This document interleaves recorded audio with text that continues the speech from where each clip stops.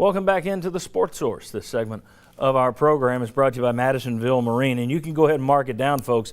March 5th through the 8th at the Knoxville Convention Center. It is the boat show. Comes up here once a year for many a year. Madisonville Marine will be there with 30 boats on display. They're bringing 30 boats up for you to see right here in Knoxville. But the great prices, the factory rebates, and the deals that go along with the boat show, they are already underway at Madisonville Marine. Depending on the type of boat you buy, the model of boat you buy, you can get up to a factory rebate up to $1,500, up to $3,000 off. Madisonville Marine right now. I'm telling you, in 6 months, you're going to say, man, I wish I was on the lake today. And you're going to say, why didn't I go to the boat show? Why didn't I go to Madisonville Marine? Don't be that guy. Go to Madisonville Marine. All right, want to welcome in the next member of our panel. We got 9 folks on today's show in the middle of February. I am throwing a lot of money around here. Jimmy Himes, the cash I throw at you, I'm sure it almost pays for your gas ride over here.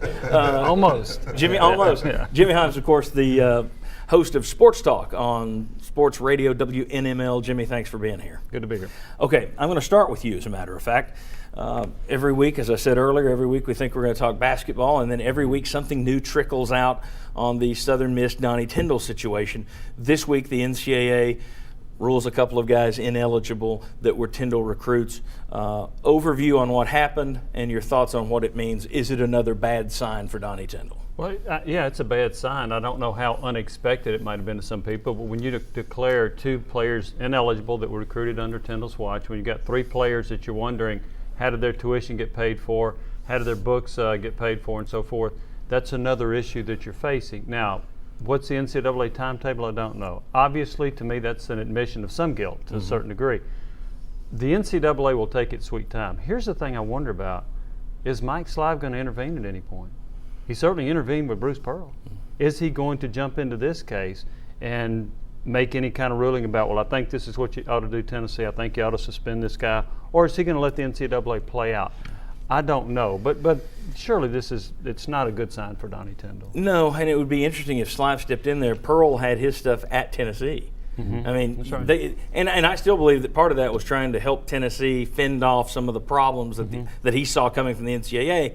He could do the same with this, but I don't know how much I don't know how much info he would have on this one because it's not even an SEC case. He did suspend Frank Haith for what, 2 or 3 games for Miami? Due to the Miami thing, yeah. That's a good. He had, the NCAA Pearl was also walking dropped the him with plank. 5. Frank Haith never got off the deck. Yeah, Frank Haith picked the right time to lie to the NCAA investigators. Yeah. After that Miami investigation, the NCAA, hey, that lying to the NCAA, okay, we'll look the other way a little bit. Before that, they wouldn't. 3 coaches down here.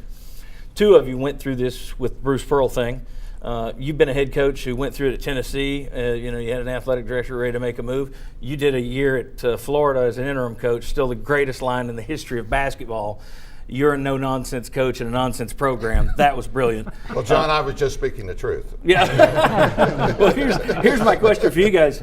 And we seem to say this every year, but what is it like to try and keep your team focused, to keep your staff focused, keep your own focus, keep your family upbeat? How tough is this on Donnie Tyndall and his staff right now? Anybody jump in there?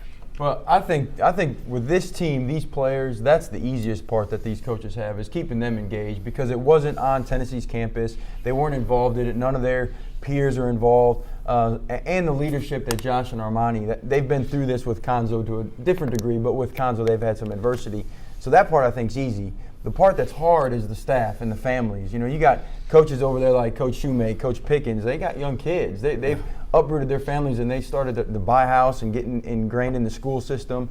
And so you're talking to your wives about, hey, everything is going to be okay. When really, because the NCAA doesn't have a system in place that says this is what's going to happen if this happens, your wives and everybody around you is up in the air and guessing. And so that's the hardest part to keep focused. Here's the key is that Donnie Tyndall communicates with all of his constituents. He's got to make sure his staff knows where the NCAA is. What he knows, they've got to know. Because there was a time when we were dealt with Coach Pearl, we weren't really aware of what was going on at times. So it is, that's what creates the questions. Right down to the end. Absolutely. I found out on Twitter that we got fired when I was working with Pearl. So communication is the key. Probably not the best way to handle it. Don, living under a black cloud, how tough is it? Oh, well, I think it's extremely difficult.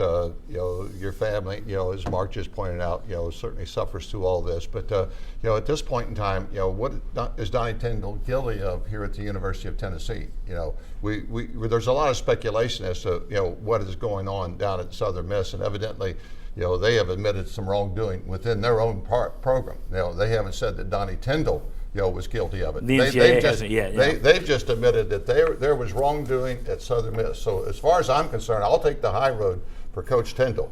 Because what has he actually done? Nobody has proven to me that he has done any wrongdoing. Now you can speculate all you want. And that's what people are doing around here. But as far as I'm concerned, he's not guilty of anything. So the man is innocent until proven guilty. You can ask me later on if they find wrongdoing. Donnie Tyndall will certainly have to pay the consequences, for wrongdoing if indeed there was things that went wrong. But I'm telling you, different institutions, there's a lot of people that do things that they shouldn't be doing.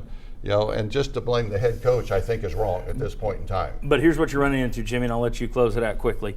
When Tennessee got rid of Bruce Pearl, one of the reasons was they wanted to be able to tell the NCAA it wasn't us, it was him.